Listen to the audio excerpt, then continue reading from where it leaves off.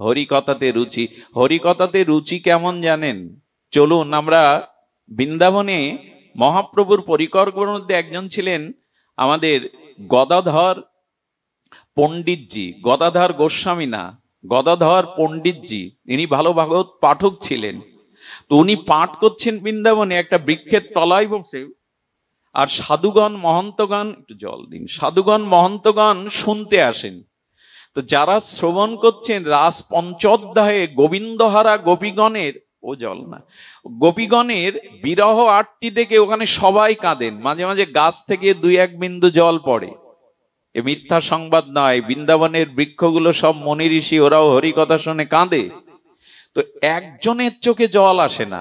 রাস পঞ্চোধ্যায় গোপী বিরহিনী, বিরহ কাতরা গোপীগণের আরতি, তাদের বিরহের সেই বিষম সময়ে প্রত্যেকেই কাঁদে, কিন্তু একজনের চোখে জল আসে না।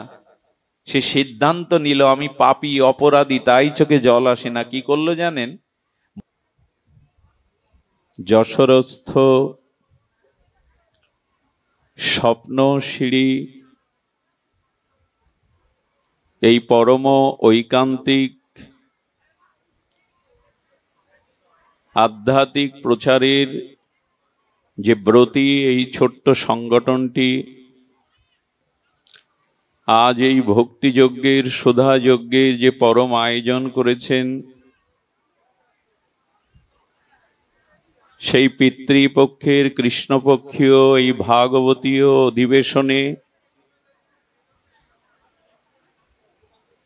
হরিকথার ভক্তিযজ্ঞের সুধা যজ্ঞের শুভারম্ভে প্রারম্ভে সদ্গুরু শ্রী ভগবান অস্মাদীয় শ্রী গুরুপাদ পদ্মে পরার্ধ কোটি দণ্ডবৎ প্রণতি জ্ঞাপন পূর্বক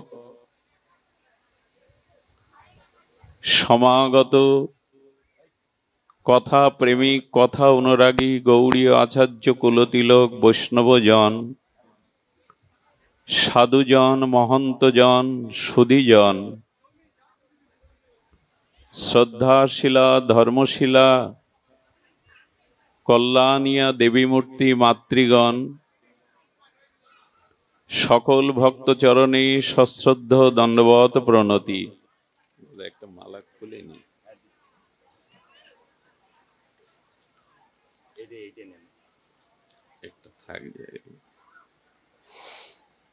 ভক্তি মাত্রেন, ধ্যান দিন, একটু শান্ত থাকুন। ভক্তি মাত্রেন পশুনামপি সুলভ, অন্যথা দেবনামপি দুর্লভ। ভক্তি কাকে বলে? লাদিনী সার সম্বিত সার রূপা, তারি নাম ভক্তি। ভক্তির সরলত্ব আচার্যগণ করেছেন যা আনন্দ স্বরূপ, যা অনির্বচনীয় আস্বাদ্য রসস্বরূপ। ভক্তি হলো আনন্দ স্বরূপ, রসস্বরূপ। এই জন্য আনন্দময় রসময় ভক্তি, এটি সুলভ কাদের জন্য? ধ্যান দিন, কৃপা করুন। ভক্তি মাত্রেন পশুনামপি সুলভ।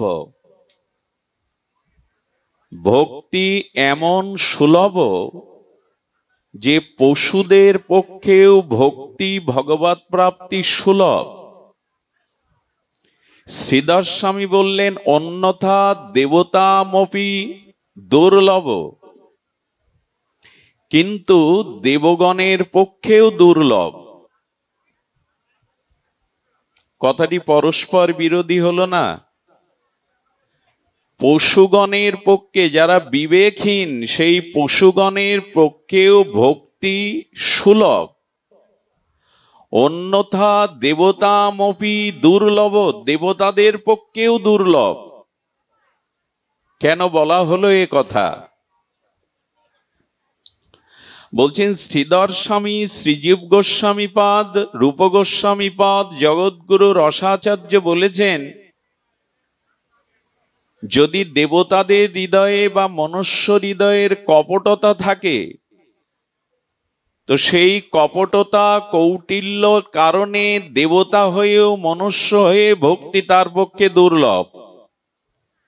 কিন্তু কোন পশুর মধ্যে যদি সরলতা প্রকাশ হয় আর কোন মহৎ কৃপাতে সে একবার ভগবানকে ডাকতে পারে, তো সেই পশুর পক্ষেও, সরল প্রাণীর পক্ষেও ভক্তি পাওয়া সুলভ হয়ে যায়।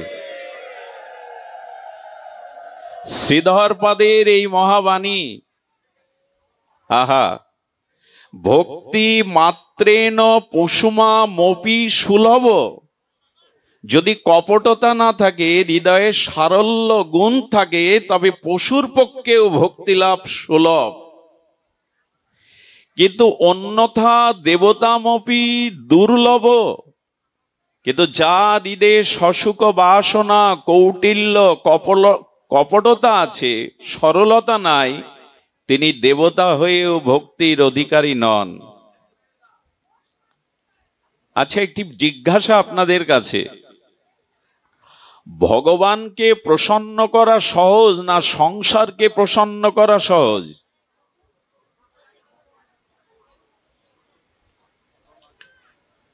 ভগবানকে প্রসন্ন করাই সহজ শুধু নয়, সহজতর। এখানে যারা পঞ্চাশুদ্ধ বয়স আছেন, তারা হয়তো 40 বা 50 বছর ধরে সংসারকে, সবাইকে প্রসন্ন আনন্দ দেওয়ার চেষ্টা করেছেন, সংসারকে সুখ দেওয়ার চেষ্টা করেছেন, পরিবার পরিজন আত্মীয় বর্গকে আনন্দ দিতে চেষ্টা করেছেন। যদি যথার্থ বুকে হাত দিয়ে বলেন, 40 বছর চেষ্টার পরেও সংসারকে, পরিবার বর্গকে আপনি চিরশান্তি সুখ প্রসন্ন দিতে পারেননি। কিন্তু কেহ যদি সরল চিত্তে নিষ্কপট হৃদয়ে একটা তুলসী দল স্বভক্তি মিশ্রিত করে গোবিন্দের চরণে সমর্পিত করে বলে, গোবিন্দ আমি তোমার, সেই মুহূর্তে ভগবান প্রসন্ন হয়ে তার প্রতি কৃপা করেন। ভগবানকে প্রসন্ন করা সুলভ, সংসারকে, নিজের পরিবার পরিবর্গকে প্রসন্ন করা দুর্লভ। সেটি সারা জীবনেও সম্ভব হয় না। একটু কৃপা করুন, শান্ত থাকুন। তার কারণ হলো এই, কৃতজ্ঞ কন সেবতে দুরারাধ্য সাধুবি।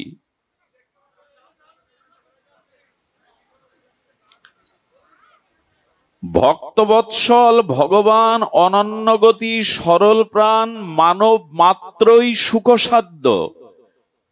বারবার যে শব্দটি উচ্চারণ হচ্ছে, সরল হৃদয় না হলে, কপটতা শূন্য সরল হৃদয় না হলে ভগবৎ ভক্তি, ভগবৎ প্রাপ্তি অধরাই থেকে যাবে। এই জন্য সাধু বা সরল চিত্ত ব্যক্তির পক্ষে ভক্তি সুদুর্লভ নয়, সুলভ। কিন্তু অসাধু ব্যক্তির পক্ষে, কপট ব্যক্তির পক্ষে তা জন্ম জন্মান্তরীণ দুর্লভ হয়ে যায়। অসাধু কারা?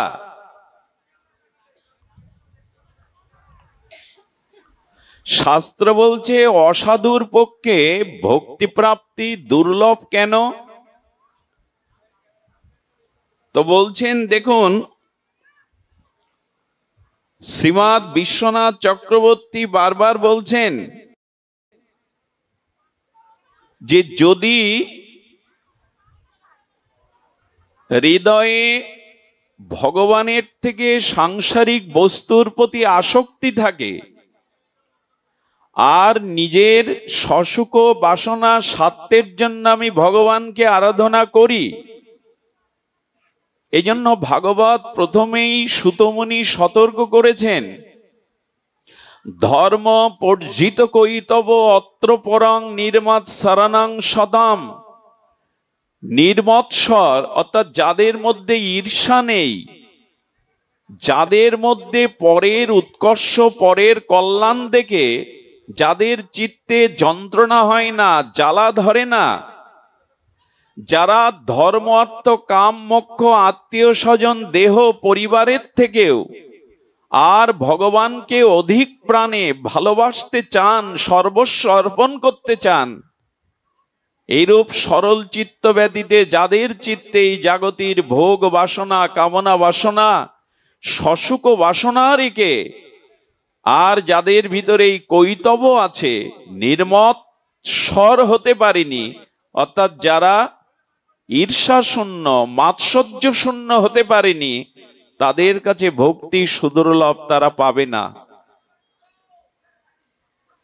এই জন্য আপনাদের কাছে নিবেদন করছি, ভাগবতের প্রথমেই আমাদের সতর্ক করেছেন, নির্মৎসর সাধুগণের পক্ষে সুলভ। যদি চিত্তে অসৎ ভাবনা থাকে, মন মুখ দুই কপটতা থাকে, কৌটিল্য থাকে, আর নিজের সুখের জন্যই ভগবানকে ভালোবাসার অভিনয় করি, তবে তার পক্ষে ভগবত বা ভক্তি প্রাপ্তি বড় সুদুর্লভতর হয়ে যায়, সম্ভব নয়। এই জন্য ভগবান রামচন্দ্র রাজীবলোচন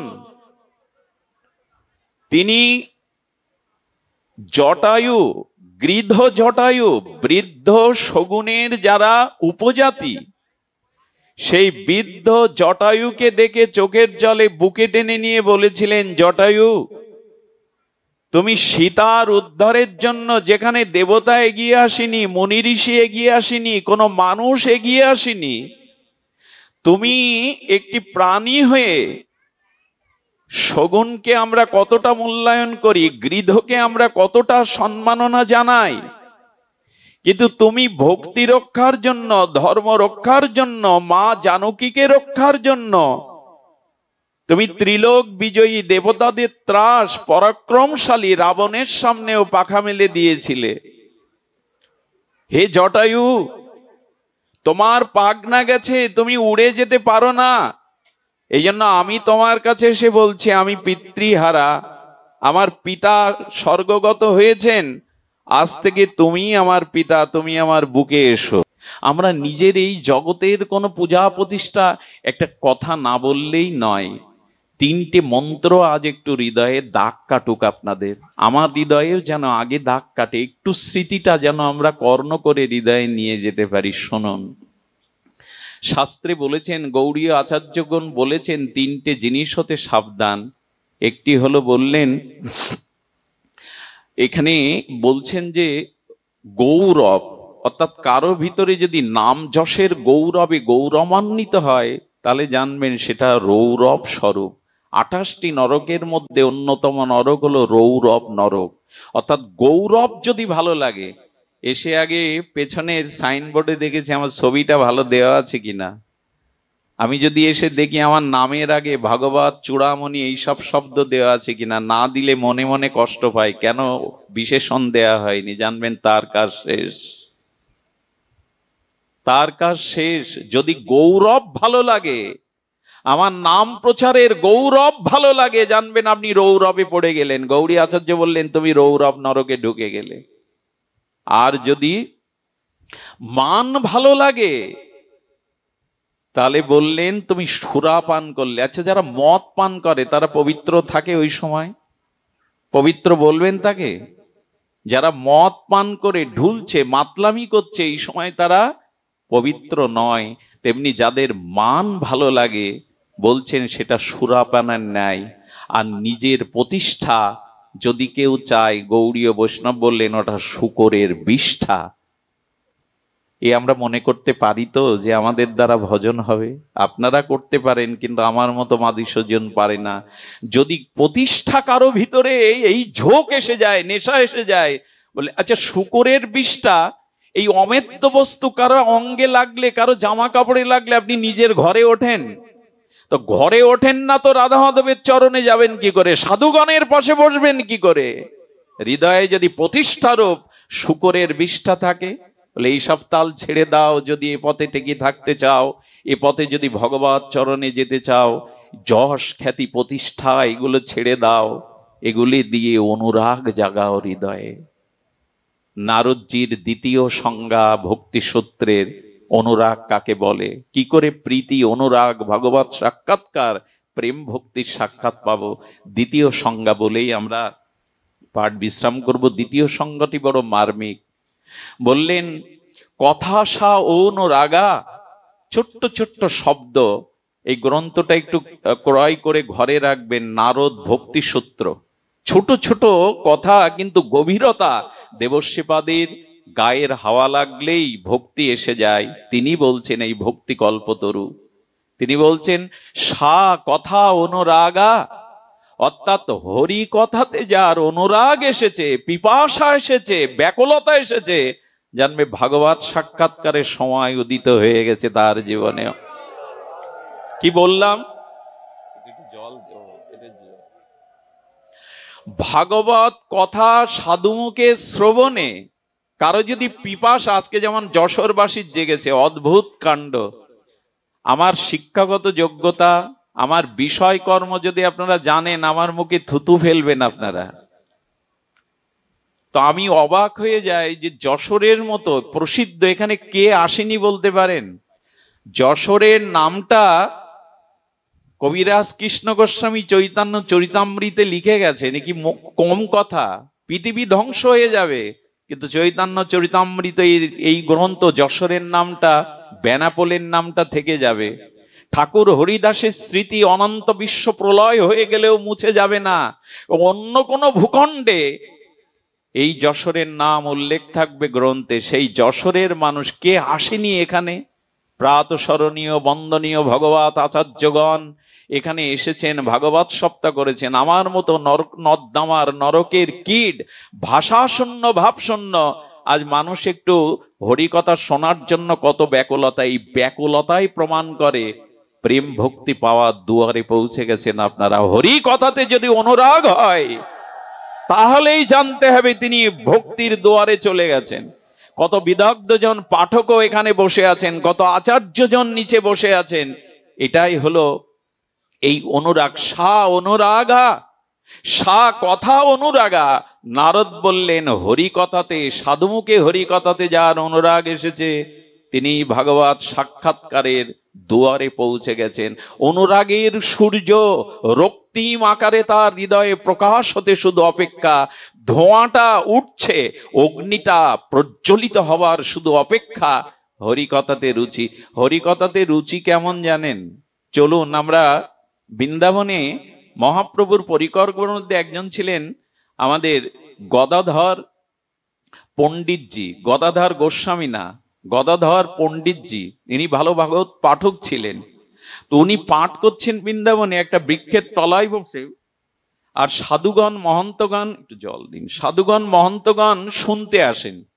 তো যারা শ্রবণ করছেন রাস পঞ্চোধ্যায়ে গোবিন্দহারা গোপীগণের, ও জল না, গোপীগণের বিরহ আরতি দেখে ওখানে সবাই কাঁদেন। মাঝে মাঝে গাছ থেকে 2-1 বিন্দু জল পড়ে। এ মিথ্যা সংবাদ নয়। বৃন্দাবনের বৃক্ষগুলো সব হরিকথাতে রুচি। হরিকথাতে রুচি কেমন জানেন? চলুন আমরা বৃন্দাবনে মহাপ্রভুর পরিকর্মের মধ্যে একজন ছিলেন আমাদের গদাধর পণ্ডিতজি, গদাধর গোস্বামী না, গদাধর পণ্ডিতজি। ইনি ভালো ভাগবত পাঠক ছিলেন। তো উনি পাঠ করছেন বৃন্দাবনে একটা বৃক্ষের তলায় বসে, আর সাধুগণ মহন্তগণ, একটু জল দিন, সাধুগণ মহন্তগণ শুনতে আসেন। তো যারা শ্রবণ করছেন রাস পঞ্চোধ্যায়ে গোবিন্দহারা গোপীগণের, ও জল না, গোপীগণের বিরহ আরতি দেখে ওখানে সবাই কাঁদেন। মাঝে মাঝে গাছ থেকে 2-1 বিন্দু জল পড়ে। এ মিথ্যা সংবাদ নয়। বৃন্দাবনের বৃক্ষগুলো সব মনি ঋষি, ওরাও হরিকথা শুনে কাঁদে। তো একজনের চোখে জল আসে না। রাস পঞ্চোধ্যায় গোপী বিরহিনী, বিরহ কাতরা গোপীগণের আরতি, তাদের বিরহের সেই বিষম সময়ে প্রত্যেকেই কাঁদে, কিন্তু একজনের চোখে জল আসে না। সে সিদ্ধান্ত নিল আমি পাপী অপরাধী, তাই চোখে জল আসে না। কি করলো জানেন? দিয়ে দেবো কেন, ওকে আজ বুকে করে নেব। কেন জানো? দেখো, কৃষ্ণ কথাতে বিরহে যদি কারো চোখে জল না আসে, জানতে হবে এটা চোখের দোষ, চোখের অপরাধ। আর অপরাধীকে সাজা দিতে হয় সংশোধনের জন্য। যে চোখে কৃষ্ণ কথায়, কৃষ্ণ মহিমায় জল আসে না, সেই চোখে ঝালের গুঁড়ো দেওয়াই উচিত। এটাই চোখের সাজা প্রাপ্ত হওয়া। সে চোখে ঝালের গুঁড়ো দেওয়াই উচিত। ওটা সঠিক কাজ করেছে, ও চোখকে সাজা দিয়েছে।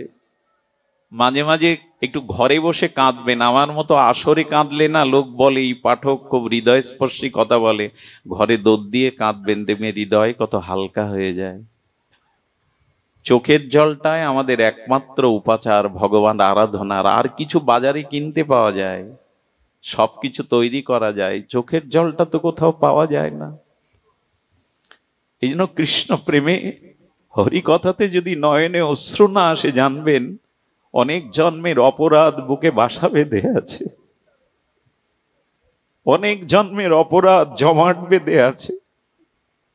গৌরাঙ্গ বলতে গিয়ে, হ্যাঁ, তবে কান্নাটা দুই প্রকার। অনেকে ধীর ব্যক্তি যারা আছেন, অত্যন্ত প্রজ্ঞাবান, তারা ভেতরে কাঁদে।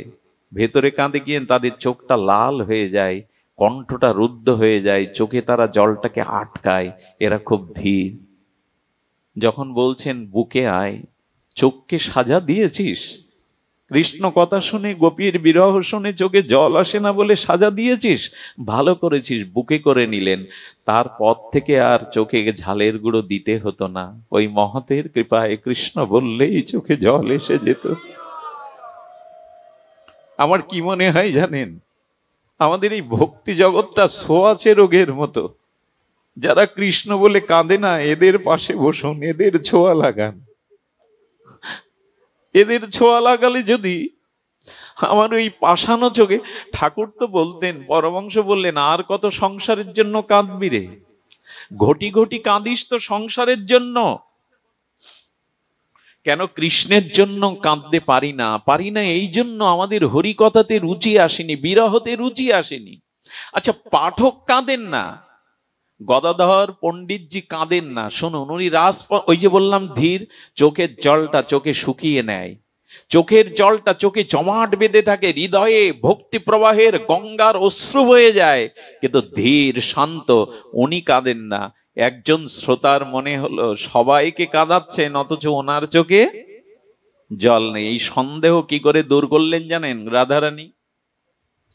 রাধারানী কি করে দূর করলেন শুনুন। গাছের থেকে একটা কাঁচা পাতা ওপর থেকে পড়ছিল। কি পাতা? গাছের থেকে একটা সবুজ কাঁচা পাতা পড়ছিল পাঠকের উপর। গদাধর পণ্ডিতজির মাথার উপরে 3 হাত দূরে দপ করে পাতাটা আগুন লেগে ছাই হয়ে গেল। কারণ কি জানেন? ওনার ভেতরে যে বিরহের অগ্নি জ্বলছিল, তাপ, ওই তাপ মাথার থেকে উঠে পাতা, এর ব্যাখ্যা হয়, একথা ব্যাখ্যা দিয়ে বলা যায়, রাধারানীর বিরহের তাপে, ওনার মস্তকের বা বিরহের তাপে কাঁচা পাতাটা পুড়ে ছাই হয়ে গেল। তখনই চরণে পড়ে বললেন, ক্ষমা করুন, আমি সন্দেহ করেছিলাম আপনার চোখে কেন জল নাই। বিরহটা লুকিয়ে রাখেন এরা, এরা খুব ধীর, লুকিয়ে রাখেন। সুধীজন, কৃষ্ণ কথাতে কি করে অনুরাগ জানেন? গদাধর পণ্ডিত গোস্বামীর কাছে চলুন, লীলা চলে। মহাপ্রভু যখন অপ্রকাট হলেন, মহাপ্রভুর সেই জগন্নাথের দেউলের আনন্দ উৎসব ছেড়ে, রথাগ্রে রত্তন ছেড়ে, আর গুন্ডিচা মার্জন ছেড়ে, বন উপবনে বন ভোজন ছেড়ে, মহাপ্রভুর আনন্দের হাট যখন ভেঙে গেল, চারিদিকে হাহাকার, হা গৌরাঙ্গ, হা গৌরাঙ্গ। গদাধর পণ্ডিত গোস্বামী টোটা গোপীনাথে পাথরের মতো বসে আছে, এ জগতে আর সাড়া নেই, অপেক্ষা করছে দেহ থেকে প্রাণটা কখন বেরিয়ে যায় গৌর বিরহে। শ্রীনিবাস আচার্য এসে প্রণাম করছে। প্রণাম করলেও সেবক কানে কানে বললেন, গদা পণ্ডিত বাবা, গোস্বামী বাবা, শ্রীনিবাস এসছে, কিন্তু এ জগতে তো নাই, পাষাণ হয়ে গেছে গৌর শোকে বিরহে। গৌর অন্তর্ধানে গৌরগণ এক এক করে যখন সবাই বিদায় নিচ্ছে, টোটা গোপীনাথে গদাধর পণ্ডিত গোস্বামী যেন পাষাণ প্রতিমা, জগতের সাড়া নাই, আহার বিহার নাই। পরের দিন যখন শ্রীনিবাস আচার্য এসে প্রণাম করছেন, সেবক কানে কানে বললেন, প্রভু শ্রীনিবাস এসেছে। শ্রীনিবাস? তুমি এসেছো, প্রভু তোমার কথা আমার কাছে বলেছে তুমি আসবে।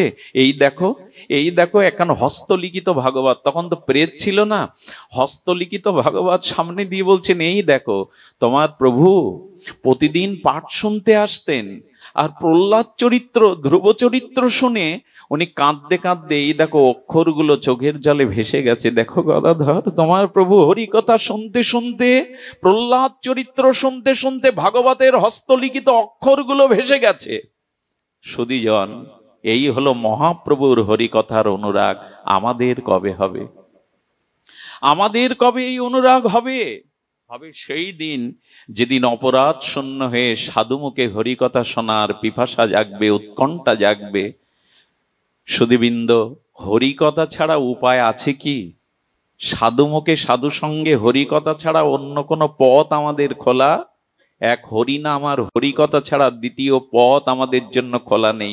খুব সংক্ষিপ্ত আস্বাদন, সারাৎসার কথা হলো, যখন ভগবান প্রকট ছিলেন রাম রূপে, শ্রীকৃষ্ণ রূপে, গৌর রূপে, তখন ভগবানকে চোখে দেখলেই ভগবত কৃপা হয়ে যেত, যেত কিনা? চোখে দর্শন করলেই। এখন কি ভগবান প্রকট আছেন? গৌর হরি একটু কথা বলবেন। প্রকট আছেন? কৃষ্ণজি প্রকট আছেন? রামচন্দ্র প্রকট আছেন? তো এখন আমরা কি করে হৃদয়ে ভগবানকে নেব? ওরা নাই চোখে দেখে হৃদয়ে ভগবানকে প্রবেশ করিয়েছিল হৃদয়ে, আমরা কি করে করব? বলি এবার চোখ দিয়ে না, ভগবান তোমার হৃদয়ে বসবে, তবে তার উপায় হলো প্রবিষ্ট কর্ণ রন্দেন সানাং সারং সরুত্তমম। বলছেন এবার চোখ দিয়ে প্রকটকালীন লীলা প্রকটে ভক্তরা চোখ দিয়ে ভগবানকে, রামচন্দ্রকে, গৌরকে হৃদয়ে বসিয়েছিল। এবার কান দিয়ে হরি কথার মাধ্যমে হৃদয়ে ভগবানকে নিতে হবে। প্রবিষ্ট কর্ণ রন্ধেন সারাং সররুহম, এই শব্দটি উচ্চারণ করেছেন ধুনতি সমলং কৃষ্ণ সলিলস্য যত শরত। ভাগবতজির এই অপূর্ব শ্লোক, ওরা চোখে ভগবানকে দেখে হৃদয় নিয়েছিল, এখন ভগবান প্রকটে নেই, এখন প্রবিষ্ট কর্ণ রন্ধেন সানাং, ভগবানকে, ভগবানের কথাকে সাধুমুখে শুনে কর্ণ দুয়ার দিয়ে হৃদয়ে বসাতে হবে ভগবানকে। এছাড়া উপায় নেই, ভগবানকে তো হৃদয়ে নিতেই হবে। ভক্তি অনুরাগ ভগবানকে হৃদয় আসনে বসাতে হবে, সেটা চোখ দিয়ে নয়, কর্ণ দিয়ে। আর এখন আপনাদের সেটা প্রবেশ করছে। আচ্ছা, আমি প্রমাণ করতে পারি হরি কথা সাধুমুখে কর্ণ দিয়ে প্রবেশ মানে হৃদয়ে হরি প্রবেশ করছেন। শ্রীন্নান্তু সকতা কৃষ্ণ পূর্ণ শ্রবণ কীর্তন হৃদয়স্থ অভদ্রাণী বিধুনতি সুহৃদ শতাম।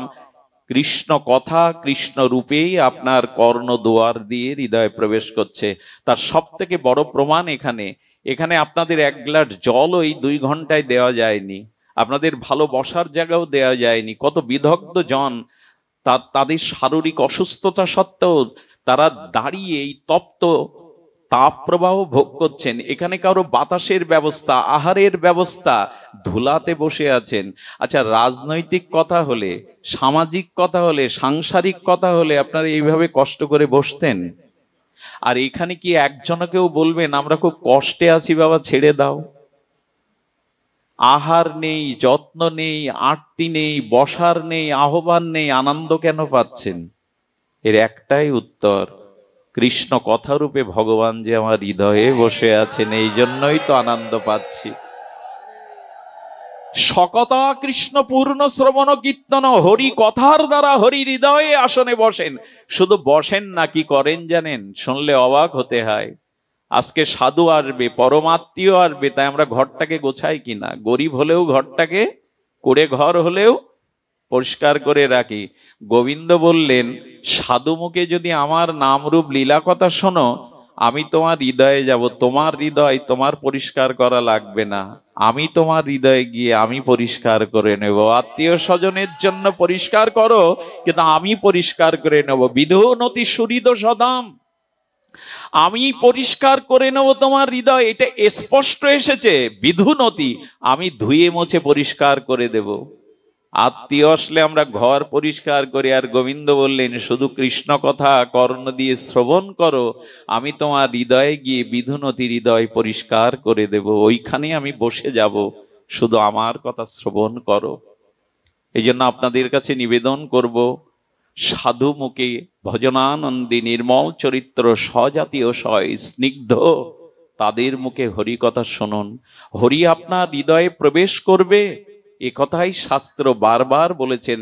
এই জন্য সা কথা অনুরাগা, হরি কথাতে যেন অনুরাগ হয়, হরি কথাতে হরি নামে যেন আমাদের প্রীতি সঞ্চারিত হয়, পিপাসা জাগ্রত হয়, তবেই জানবেন ভগবৎ সাক্ষাৎকার, ভগবৎ প্রীতি ধর্ম আপনার হৃদয়কে স্পর্শ করেছে। এই হরি কথা ছাড়া আমাদের অন্য কোনো উপায় নাই। আমাদের ভগবানকে হৃদয়ে, এই হৃদয় আসনে প্রবেশের একমাত্র উপায়।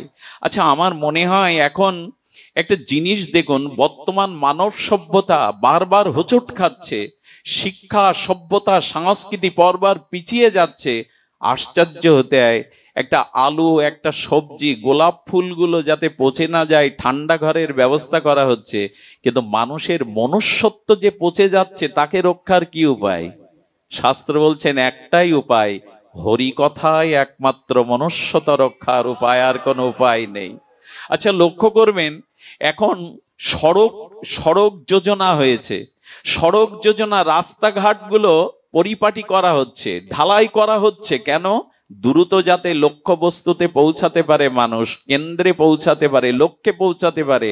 রাস্তাঘাট কংক্রিট দিয়ে আর পাকাকরণ করা হচ্ছে, মানুষ তার গন্তব্যে লক্ষ্যে যাতে সহজে পৌঁছাতে পারে। কিন্তু মানুষের লক্ষ্য যে ভগবানের কাছে ফিরে যাওয়া, এ রাস্তা কে বানাবে? এ রাস্তা কে তৈরি করবে?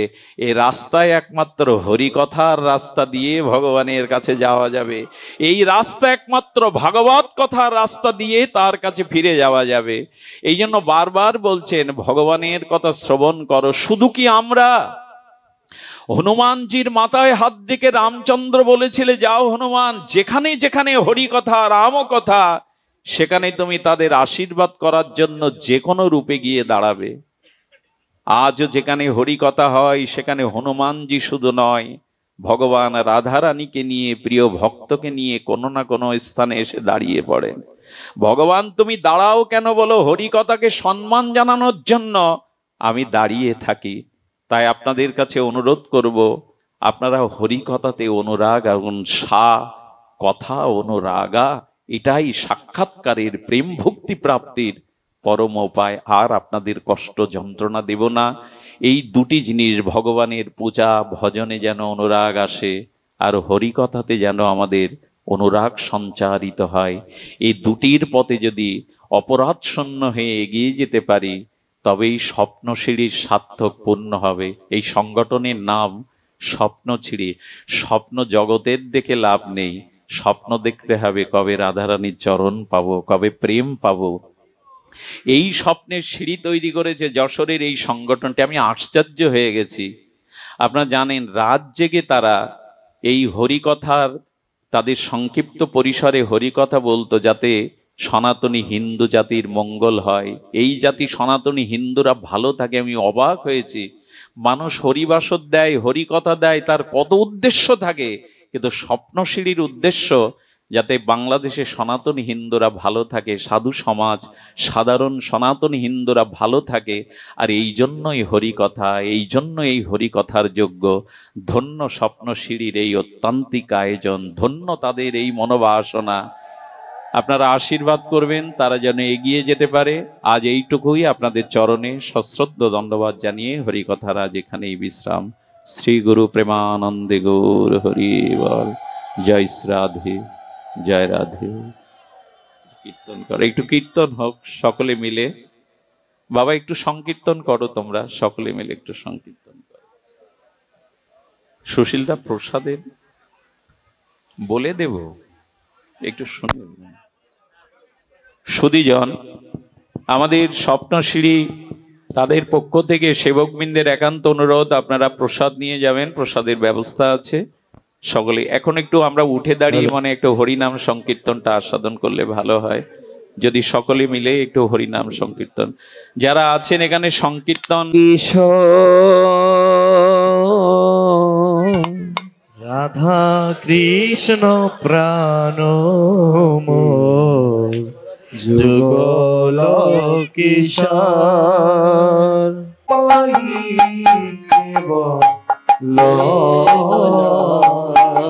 গুরু কৃপা কেবল গুরু কৃপা কেবল गुरु कृपा ही केवल गुरु कृपा ही केवल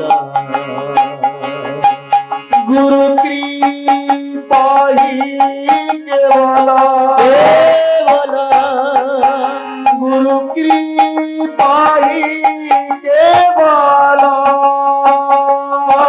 गुरु कृपा ही केवल केवल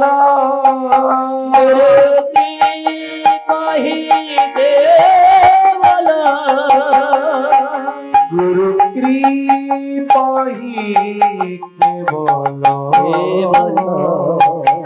गुरु कृपा केवल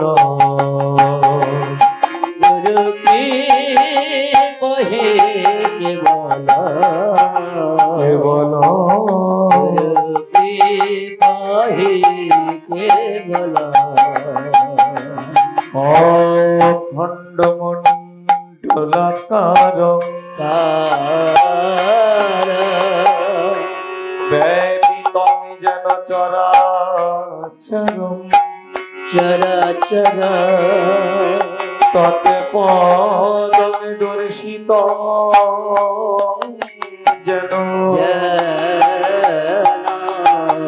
तस्मै श्री गुरु रवे गुरु कृपा केवल केवल गुरु कृपा केवल कृपा केवल केवल कृपा केवल ज्ञान तिमिरान धस्व ज्ञानाने जन शलाकया शलाकया चक्षुरुन्मिलितं जन तस्मै श्री गुरु रवे नमो गुरु कृपा केवल केवल गुरु कृपा केवल गुरु कृपा केवल केवल केवल गुरु ब्रह्मा गुरु विष्णु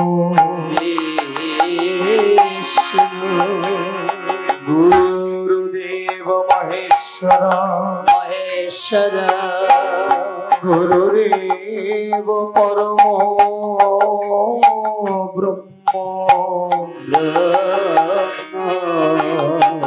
तस्मै श्री गुरु रवे नमो गुरु कृपा केवल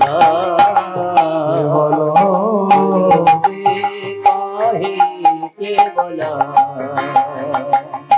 गुरु कृपा केवल केवल गुरु कृपा केवल कल्पतरुभ्यश्च कृपा सिन्धुमयेव च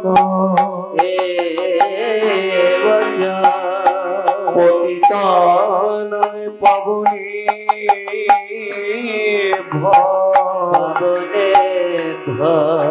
वैष्णवेभ्यो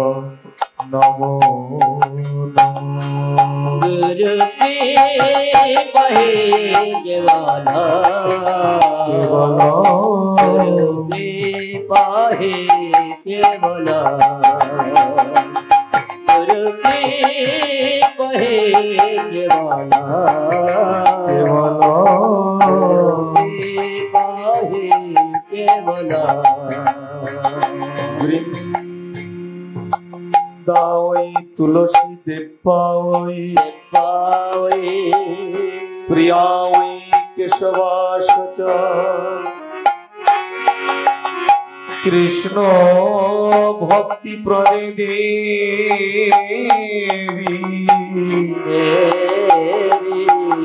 सत्य भक्ताय नमो नमो पहे केवला पहे केवला गुरु के पहे केवला केवला के पहे केवला हे कृष्ण करुणा सिंधु दीन बंधु जगतपति जगतपति गोपेशु गोपिका कांत राधा कांत नमोस्तुते गुरु के पहे केवला गुरु के पहे केवला गुरु के पहे केवला पहे केवला सप्त कंचन गौरंगी गौरांगी राधे वृंदावनेश्वरी वनेश्वरी वृषभानुसुत देवता प्रणामामि हरि प्रिय गुरु के पहे केवला केवला गुरु के पहे केवला गुरु के पहे केवला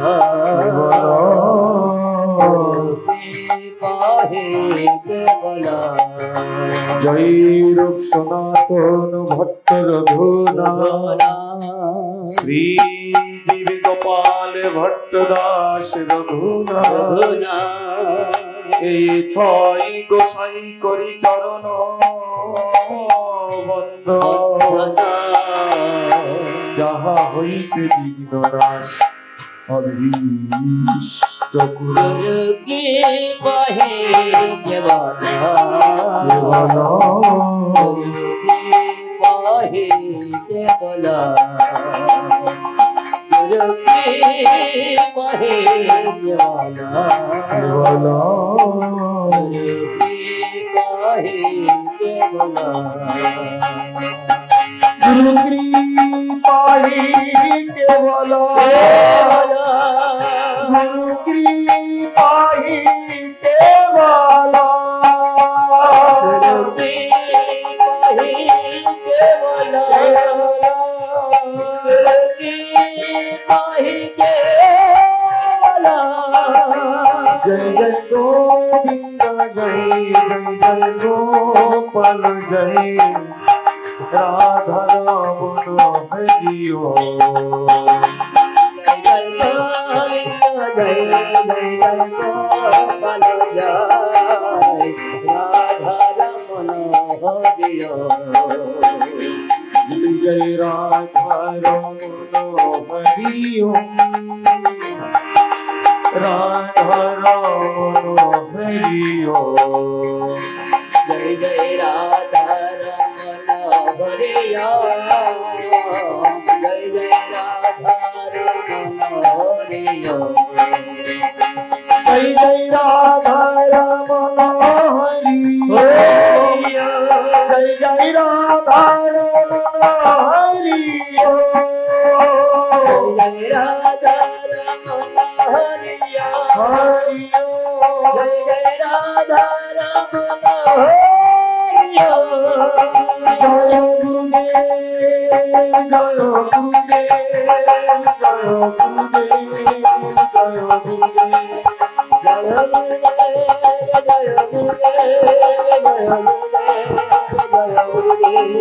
निताय गौर हरि बोल हरि बोल हरि बोल